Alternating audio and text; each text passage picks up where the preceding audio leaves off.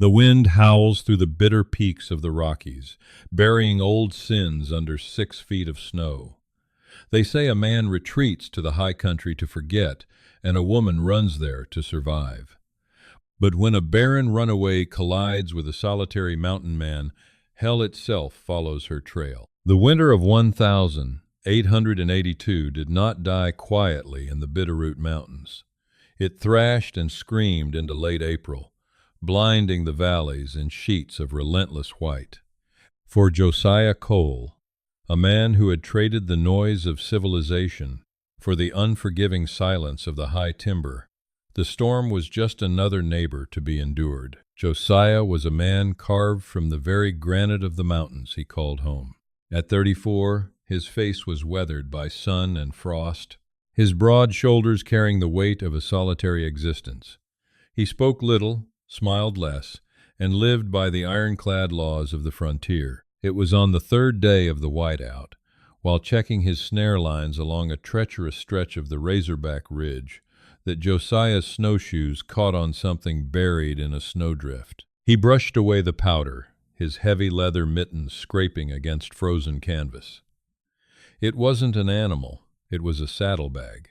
A few yards away, sheltered poorly by the carcass of a frozen sorrel mare, lay a bundle of wool in desperation. Josiah dropped his traps and waded through the waist-deep drifts.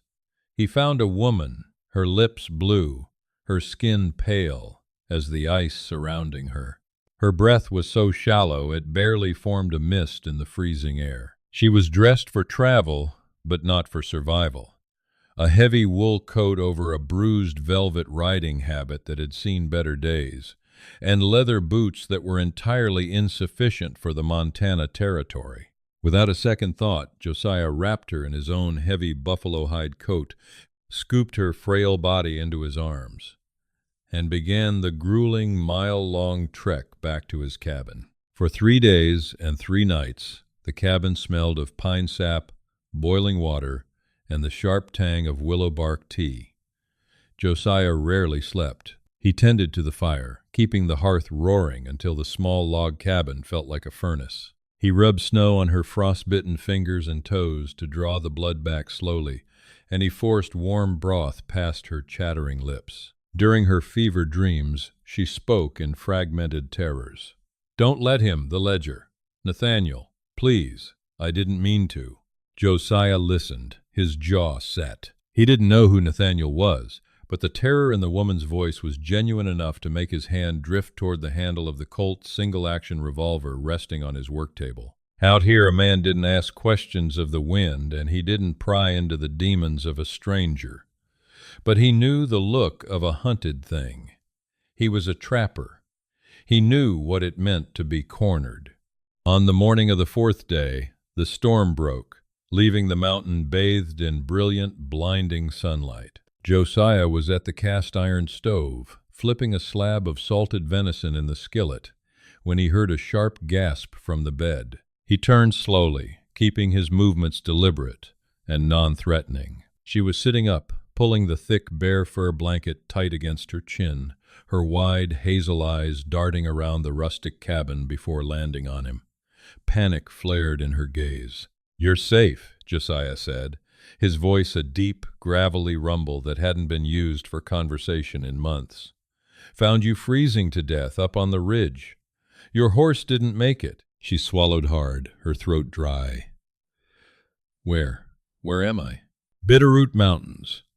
About 20 miles above the valley," he replied, sliding the meat onto a tin plate and setting it on the small wooden table. "Name's Josiah Cole." She stared at him, taking in his massive frame, his thick beard, and the buckskin shirt he wore. He looked like a wild man, yet his eyes, a striking, clear gray, held a surprising gentleness. "I am Abigail," she whispered, her voice cracking. "Abigail Trenton." "Well, Miss Trenton, you've got a long way to go before you're walking anywhere. Eat. You need your strength." In the days that followed, an uneasy but respectful truce settled over the cabin. Abigail was fiercely independent, a trait Josiah silently admired. As soon as she could stand, She refused to let him wait on her. She took over the mending, the cooking, and the cleaning. She learned to load his spare Winchester rifle, her slender fingers trembling at first, but growing steady under his patient instruction. Yet there was a wall around her. Whenever Josiah asked about her journey, or how she ended up on a deadly mountain pass in the middle of a blizzard, she deflected. She was running. That much was clear. And whoever she was running from had left scars that ran far deeper than the frostbite on her skin. Josiah didn't push. He simply provided. He chopped the wood, hunted the game, and placed his heavy woolen blankets over her shivering shoulders when the night air grew too biting. For the first time in a decade, the mountain man found that the silence of his cabin was no longer enough. He began to look forward to the scent of the dried lavender she had somehow managed to find and hang by the window. He looked forward to the soft hum of her voice as she worked. But out in the West, peace is a fragile commodity, and the past is a predator that never stops tracking its prey. By the time late May rolled into the high country, the snow had surrendered to fields of vibrant glacier lilies and Indian paintbrush. The mountain was alive, and so was Abigail. The frostbite had healed, leaving only a slight sensitivity in her hands, but her spirit had undergone a far more profound transformation. The bruised, terrified runaway was gone, replaced by a woman who could skin a rabbit, bake sourdough biscuits in a Dutch oven, and stand her ground against the brutal realities of wilderness life. Josiah watched her with a quiet, growing reverence. He was a man who understood the mechanics of survival, but Abigail brought life to the homestead. She didn't just exist, she made the cabin a home. One evening, as the sun dipped behind the jagged peaks and painted the sky in streaks of violent orange and bruised purple, they sat on the wooden porch Josiah had built years ago. He was whittling a piece of soft pine, the curls of wood falling at his boots, while she sat beside him, mending a tear in his canvas-heavy coat. The silence between them had evolved. It was no longer guarded. It was comfortable, heavy with unspoken things. Josiah stopped his knife, looking out over the sprawling, pine-choked valley. "Winter'll be back before we know it," he said quietly. "Cabin gets mighty cramped when the snow piles up to the roof. I was thinking of expanding it, adding another room on the east side." He paused, clearing his throat. Maybe building a proper stone hearth. Make it warmer, safer, for the future." He didn't look at her, but he felt the sudden, freezing stillness in her posture. The needle in her hand stopped moving. "Josiah," she said, her voice barely a whisper, fragile as dry glass. He turned to her, and his heart sank. The vibrant, strong woman of the past few weeks had vanished. Her eyes were brimming with tears, and her hands were trembling violently. "Abigail, what is it? Did I speak out of turn?" She dropped the coat and stood up, wrapping her arms around herself as if a sudden winter wind had swept across the porch. "You speak of a future," she said bitterly, pacing to the edge of the woodboards. "You speak of expanding the cabin, of a family. I see the way you look at me, Josiah. I see the kindness in your eyes, but you are looking at a ghost." He stood, closing the distance between them, but not daring to touch her. "I'm looking at the strongest woman I've ever met." A harsh, broken laugh escaped her lips, and a single tear traced down her cheek. "Strong? Do you know why I was on that mountain, Josiah? Do you know what I was running from?" She turned to face him, the dam finally breaking. "I am from St. Joseph, Missouri. I was betrothed to a man named Nathaniel Reed, a man of wealth, a man of ambition. I thought I loved him, or at least I thought I could learn to. We were to be married in the spring." She took a ragged breath, closing her eyes as the memory tore through her. But that winter the scarlet fever swept through the county. It took my mother. It nearly took me. I lay in a bed of ice and fire for weeks. Josiah listened, his jaw tightening, his fists naturally clenching at his sides. "I survived," she whispered. opening her eyes, locking her devastated gaze onto his. But the fever, it burned something away inside me. The doctor told Nathaniel before he even told me. The fever had left me barren. I can never bear a child, Josiah. Never. She let out a choked sob, the shame of the era weighing on her shoulders like an anvil. When Nathaniel found out, he didn't comfort me. He looked at me with disgust. He told me a man of his stature needed heirs, not a broken vessel. He called off the wedding. He stripped me of my dignity, told the whole town I was cursed, damaged goods. I became a pariah, a worthless thing. Abigail stepped back, her tears flowing freely now. So I ran. I took what little money I had, and I ran west, trying to find somewhere I could just disappear. Because a woman who cannot give a man sons is no woman at all in this world. She looked at Josiah, her chest heaving, bracing herself for the pity, for the withdrawal she had come to expect from men.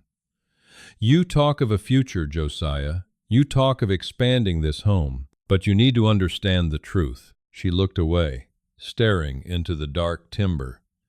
I can't give you a family. The silence that followed was deafening.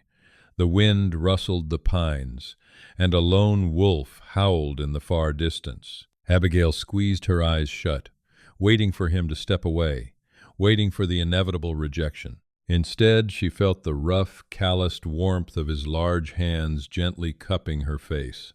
She opened her eyes in shock. Josiah was standing mere inches from her. There was no pity in his slate-gray eyes. There was no disappointment. There was only a fierce, burning devotion that took her breath away. His thumbs gently brushed the tears from her cheeks. He leaned in, his voice a low, steady rumble that vibrated straight through to her soul. I only ever wanted you. Abigail gasped, a fresh wave of tears hitting her. But this time, they were tears of an overwhelming, shattering relief. Josiah pulled her against his chest, wrapping his massive arms around her, burying his face in her hair. She clung to him, gripping his buckskin shirt like a drowning sailor gripping a lifeline. I don't need sons to prove I'm a man, Josiah whispered into her hair. And you don't need to bear children to be a woman. You're my family, Abigail. From the moment I pulled you out of that snow, you were my family. Let the world have its heirs and its empires. I have my mountain, and I have you. That night, under the canopy of a million sprawling stars, the ghosts of St. Joseph were finally laid to rest. Abigail realized that she hadn't just survived the blizzard. She had been reborn in it. But as deeply as their bond was forged in the safety of the high timber, the past was already climbing the mountain to drag her back to hell. By August, the high country was a paradise of emerald pines and crystal-clear streams. The trauma of Abigail's past seemed to be fading, eclipsed by the quiet, rugged domesticity she shared with Josiah. They were a team. He trapped and hunted. She cured the meats, tended a small vegetable garden she had coaxed from the rocky soil, and managed the homestead. But survival required supplies. Flour, coffee, salt, and ammunition couldn't be hunted. I'll be gone 3 days, 4 at the most, Josiah told her one crisp morning as he loaded a heavy pack onto his lead mule, a stubborn gray named Buster, taking the pelts down to Hiram Willis at the Stevensville trading post. You keep the Winchester loaded, and keep the hounds near the porch. Abigail handed him a bundle of hardtack and dried venison for the trail. I will be fine, Josiah. Just come back to me. He kissed her deeply, a promise sealed in the morning mist, and set off down the winding, treacherous switchbacks that led to the valley. When Josiah arrived at Stevensville 2 days later, the air in the settlement was thick with dust and tension. Hiram Willis's mercantile was usually a quiet place of commerce for trappers and miners, but today there were horses tied to the rail outside, expensive horses, carrying saddles bearing custom silver conchos.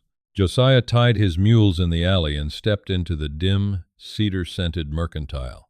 Hiram, a balding, nervous man with ink-stained fingers, looked up from his counter. His eyes widened.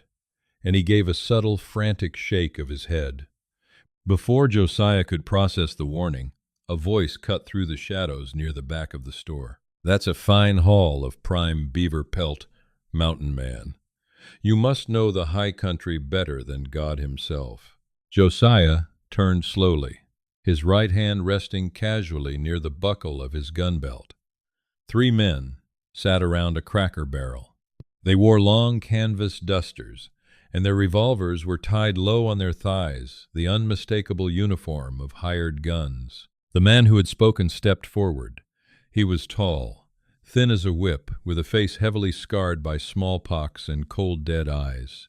"Name's Elias Cobb," the man said, pulling a folded piece of parchment from his coat pocket. "I work for Mr. Nathaniel Reed out of Missouri. We're looking for some stolen property." Josiah's blood turned to ice, but his face remained a mask of carved stone. "I trap animals, friend. I don't track missing property." Cobb unfolded the paper and slapped it onto the counter. It was a charcoal sketch, a very good one. It was Abigail. "She's a runaway," Cobb sneered, spitting a stream of tobacco juice onto the floorboards. "Fled St. Joseph 6 months ago. We tracked her as far as the Bitterroot Valley before the spring blizzard hit. Locals say a woman matching her description was seen buying supplies before heading into the pass." Cobb leaned closer, dropping a heavy leather pouch on the counter. It clinked with the undeniable sound of gold eagles. $500. "For any man who can point us to the ridge she died on or the cabin she's hiding in." Josiah looked at the sketch, then at the gold, and finally at Cobb. "Never seen her. If she went up the pass in April, she's bear food by now." Cobb's eyes narrowed, scanning Josiah's face for a lie. He didn't find one. "Shame," Cobb muttered. "Mr. Reed is mighty anxious to get back what she stole." Josiah bought his flour and powder in silence, paid Hiram, and walked out without turning his back on the men.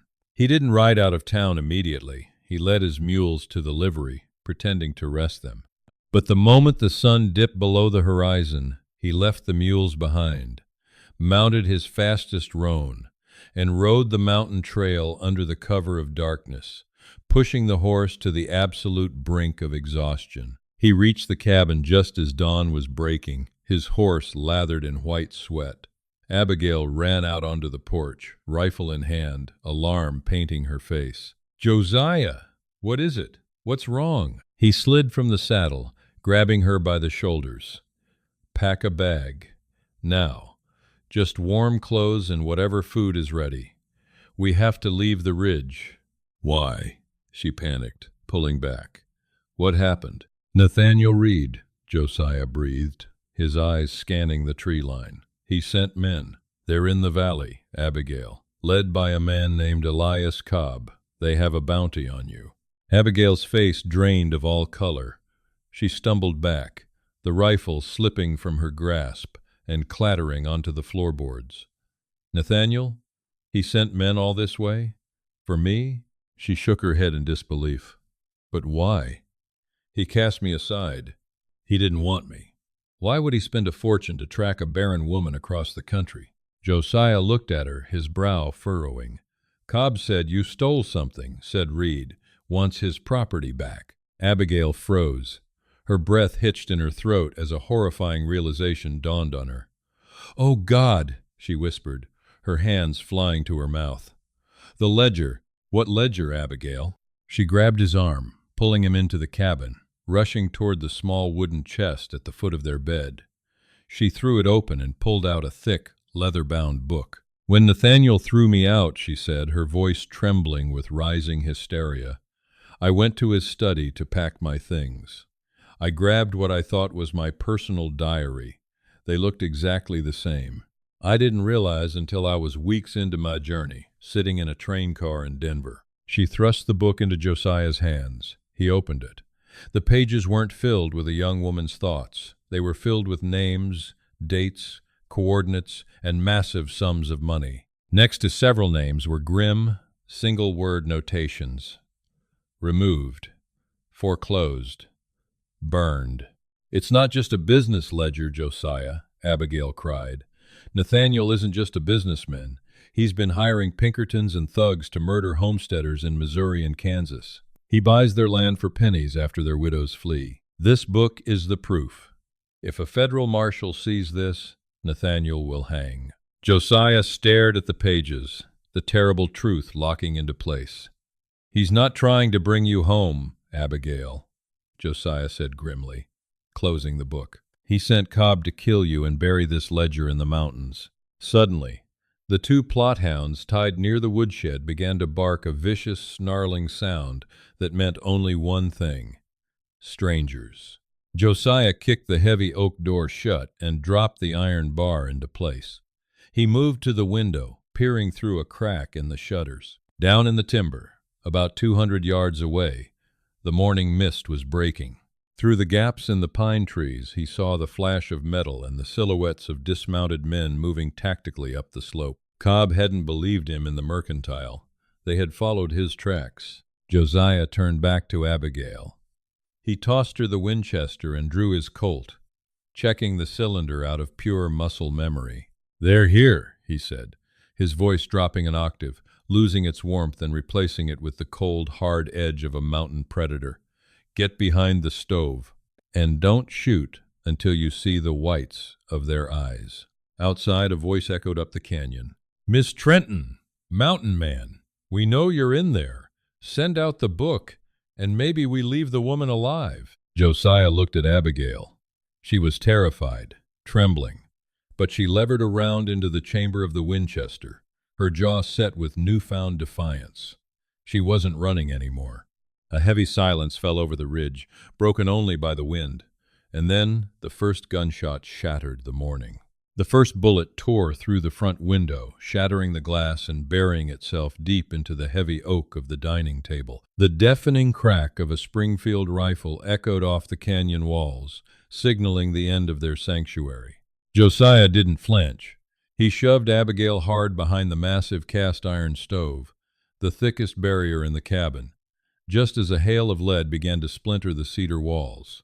Puffs of wood dust and torn canvas filled the air. The two plot hounds outside yelped, their chains snapping as they broke for the safety of the deep timber. "Stay low. Don't move until I say," Josiah roared over the cacophony. He crawled to the front window, knocking out the remaining jagged glass with the barrel of his Winchester. He chanced a quick glance over the sill. There were 5 men in total. Cobb was hanging back behind a massive ponderosa pine, barking orders, while 4 hired guns advanced in a loose skirmish line, using the rocky outcroppings and stumps for cover. They were moving like military men, disciplined and deadly. A man in a brown bowler hat broke cover, making a run for the woodpile. Josiah exhaled slowly, tracked the man's movement, and squeezed the trigger. The Winchester bucked against his shoulder.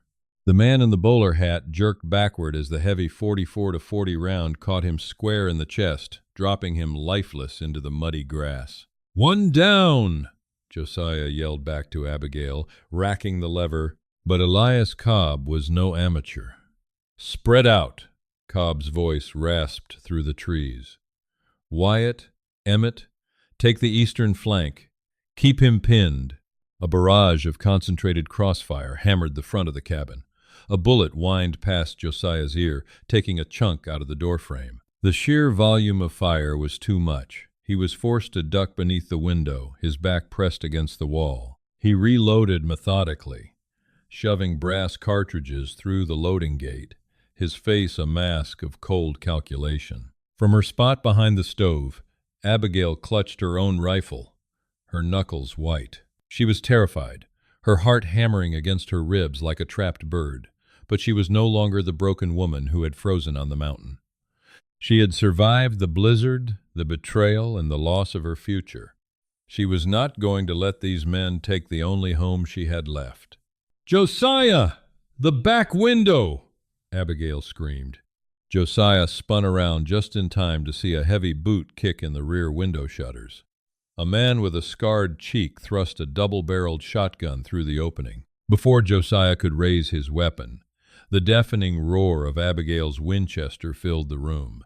She had stepped out from behind the stove, her aim steady. Her bullet struck the man in the shoulder, spinning him violently out of the window frame. He hit the porch with a scream, dropping the shotgun. "Good girl," Josiah breathed, offering her a fleeting, fiercely proud grin. But their small victory was short-lived. From the front of the cabin, Cobb shouted an order that made Josiah's blood run cold. "Burn the rats out! Light the roof!"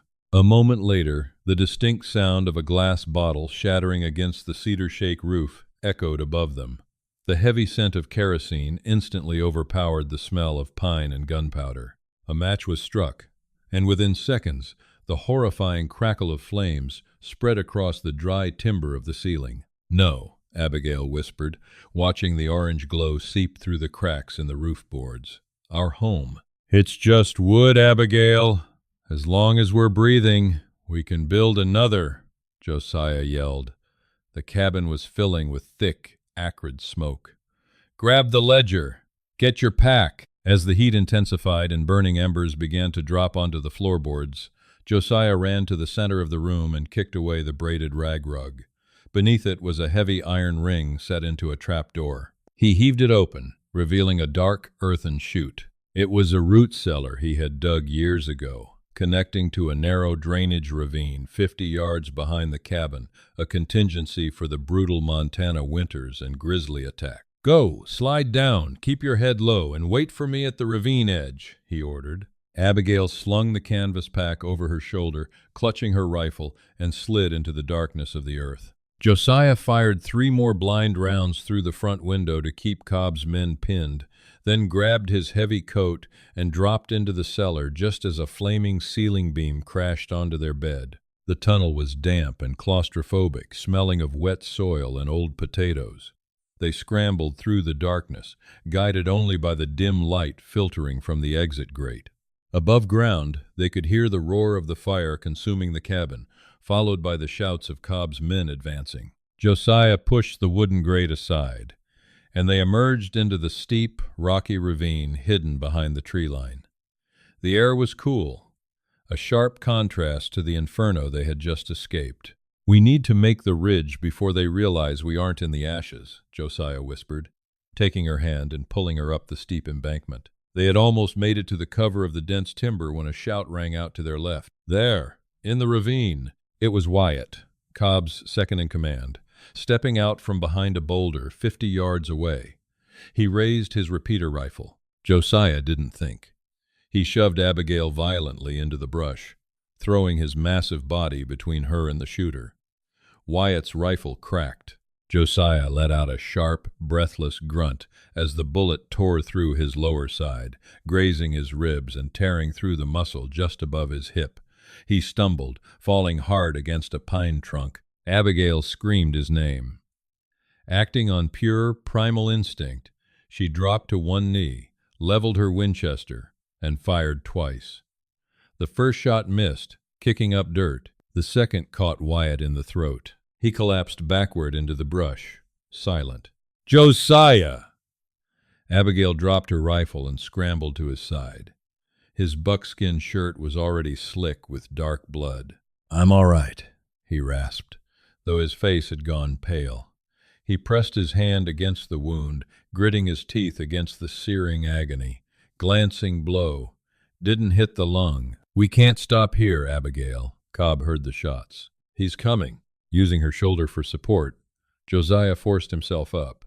Leaving their burning life behind them, the mountain man and the runaway vanished into the unforgiving labyrinth of the Bitterroot wilderness. By nightfall, the temperature plummeted, and a cold, driving rain began to wash over the Bitterroot Mountains. The weather was a tactical blessing. It would wash away their blood trail, but a physical curse for Josiah Cole, whose strength was steadily bleeding out into the Montana mud. They found refuge in a shallow, rocky overhang hidden behind a dense veil of weeping willows.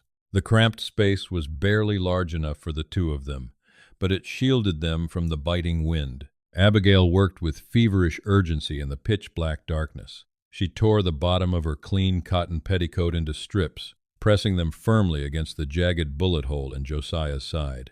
He hissed in pain, his head leaning back heavily against the cold stone. "Keep the pressure," he whispered, his breathing shallow and ragged.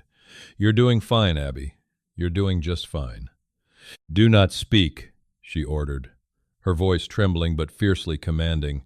"Save your strength. You promised me a future, Josiah. You do not get to die on me in this cave." Despite the blinding agony, a faint smile touched his cracked lips. "I ain't dying. Too stubborn for that." She tied the makeshift bandage tight, her hands coated in his blood. When she finished, she collapsed against his massive chest, wrapping her arms around him to share her body heat. In the suffocating darkness, with the rain howling outside, Abigail realized just how inextricably her soul was tethered to this mountain man. He had risked everything to shield her from physical death, just as he had saved her from the emotional ruin Nathaniel Reed had inflicted upon her in Missouri. "If Elias Cobb gets the ledger," she whispered into the damp air, "he'll kill us both, and Nathaniel will just keep destroying families, burning them out, stealing their lives." "He won't get the ledger," Josiah promised softly, his calloused hand stroking her rain-soaked hair. "This is my mountain, Abigail. Cobb is just a trespasser. Tomorrow we stop running." Dawn broke gray and miserable. Josiah's fever had spiked during the night, but his slate-gray eyes were clear, hardened by a lethal, predatory resolve. He fashioned a rough walking stick from a fallen pine branch and checked the cylinder of his Colt. They moved carefully down the slope toward a narrow gorge known to local trappers as Dead Man's Draw, a steep, rocky bottleneck that any tracker would have to pass through to follow their trail deeper into the high country. "Cobb only has one man left. Emmett," Josiah explained, his voice a low gravel as they navigated the slippery, moss-covered rocks. "They'll be trailing us. We make our stand here." Using a heavy length of hemp rope from Abigail's canvas pack, a fallen pine trunk, and the natural choke point of the gorge, Josiah spent a grueling hour constructing a brutal deadfall trap, a massive log suspended by a tripwire hidden beneath the wet pine needles. They retreated to a high ridge overlooking the gorge and waited in the biting mist. 2 hours later, the crunch of heavy boots on gravel echoed up the canyon walls. Elias Cobb and Emmett emerged from the fog, rifles drawn, scanning the brush. Cobb looked murderous, his canvas duster soaked and caked in mud. "Blood trail ends here," Emmett muttered, pointing to a rock Josiah had purposely smeared earlier. They went through the gap. "Stay sharp," Cobb snarled, his scarred face twisting. "The mountain man is bleeding out, but he's tricky." Emmett took the lead, stepping directly into the bottleneck of Dead Man's Draw. His boot caught the taut rope hidden in the mud. The tension snapped. A loud, violent crack echoed above them. Emmett looked up just in time to see the massive, spiked pine trunk swinging down from the canopy. It struck him with the devastating force of a runaway train, sweeping him off his feet and throwing him against the canyon wall with a sickening crunch. He did not get up. Cobb dove backward, rolling blindly behind a massive boulder just as Abigail opened fire from the ridge, her Winchester lever action kicking as bullets chipped away the stone mere inches from Cobb's head. "Damn you!" Cobb roared, returning fire wildly up the slope. "I'll skin you both alive!" "Keep him pinned," Josiah rasped. He slipped away from her side, moving silently down the treacherous, rocky flank of the gorge, circling around behind Cobb's position. Abigail laid down, covering fire, ejecting spent brass into the mud, her focus absolute. Down below, Cobb realized the gunfire was only coming from one rifle. He smirked, drawing a heavy hunting revolver. "He bled out, didn't he, girl?" Cobb taunted, stepping out to flank her. "It's just you now. Give me the book." He never saw Josiah coming. Like a phantom detaching from the cliff face, Josiah dropped from an outcrop directly behind Cobb. He tackled the hired gun, driving them both into the freezing mud. Cobb's revolver fired wildly into the air. Josiah was massive, but the blood loss made his muscles sluggish. Cobb, fueled by pure desperation, managed to drive a sharp elbow directly into Josiah's fresh bullet wound. Josiah roared in blinding pain, his grip faltering. Cobb kicked him off, scrambling frantically for his dropped revolver. Above them, Abigail saw Cobb reaching for the gun. She did not hesitate. She scrambled down the muddy slope, sliding the last 10 feet, and slammed the heavy, leather-bound ledger square across the back of Cobb's head. The blow was devastating. Cobb staggered, his eyes rolling back, and collapsed face first into the mud, out cold. The gorge fell deadly silent. Josiah stood over the unconscious killer, his chest heaving. He looked at Abigail, who stood clutching the blood-spattered ledger, breathing heavily, covered in mud and soot. She had never looked more beautiful. Josiah wrapped his arms around her, pulling her tightly against his chest. 3 days later, utilizing Cobb's horses, Josiah and Abigail rode into the territorial capital of Helena. They walked straight into the office of U.S. Marshal Thomas Holden, handing over the bound Elias Cobb and the damning ledger. The marshal flipped through the pages, his eyes widening at the meticulous records of murder and land theft. "Mr. Reed is powerful," Holden said grimly. "But with this, he'll hang before the snow flies. I'll wire the federal judges in street. Joseph immediately." 2 months later, the crisp chill of autumn returned to the Bitterroot Mountains. High on the ridge, the ashes of their old life had been cleared. In their place stood the wooden frame of a brand-new, larger cabin. Josiah was hammering down cedar shakes when Abigail walked up the trail, leading Buster the mule. She smiled radiantly. "Hiram Willis at the Mercantile had news," she called out. "Nathaniel Reed was arrested. He's going to prison for the rest of his life." Josiah climbed down, pulling her into a deep kiss. He turned her toward the sprawling wooden frame. "What do you think? The eastern room is finished." Abigail leaned against his shoulder, tears of profound relief in her eyes. "It's beautiful, but it's so large, Josiah, just for the two of us." Josiah wrapped his arm around her waist, looking over the untamed frontier. "A man's home should be as big as his heart," he said, his voice a steady rumble. "You told me you couldn't give me a family. You were wrong. A family isn't just the children you bear. It's the people you bleed for. You are my family, Abigail. And this mountain belongs to us."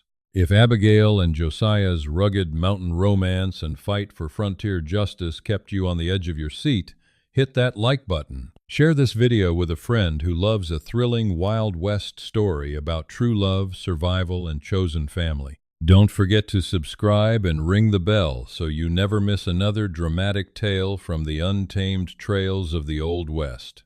Drop a comment below. Would you have survived the blizzard? See you next time.